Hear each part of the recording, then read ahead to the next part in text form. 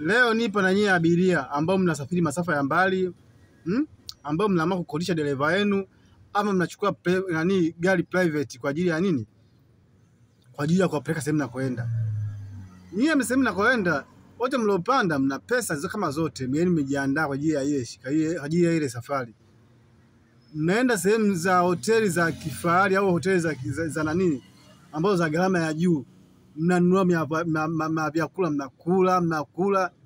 Dereva kulingana na pesa yake mlompa, hawezi kufanyaje? Hawezi kukidhi mahitaji ya pale na hakuna sehemu nyingine ya kula chakula. Hamkumbuki dereva, yani mnajiangalia tu nyewe wenyewe. Mnakula chakula pale kizuri, mnabodoa, wengine masikiliza vidonda vya tumbo, hamwezi kushinda njaa, mnakula chakula kizuri. Lakini dereva mnamsahau. Hivi hamjui kama dereva ni mtu wa muhimu sana kwenye safari yenu ambao mnasafiri? Hivi assume dereva akipata tatizo kidogo tu, hata kama mko 200 nyuma, na nyinyi pia tatizo litawakumba. Yaani athari zake atakazozipata yeye lazima na nyinyi ziwapate.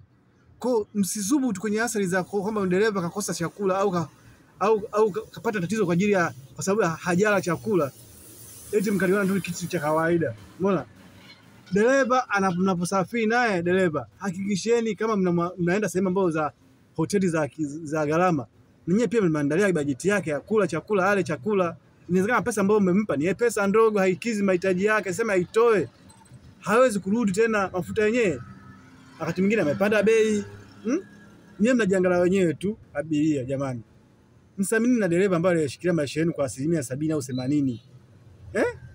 Mnajisamini nyewe tu yenyewe na matumbo yenu, dereva mumwangalie. Haya.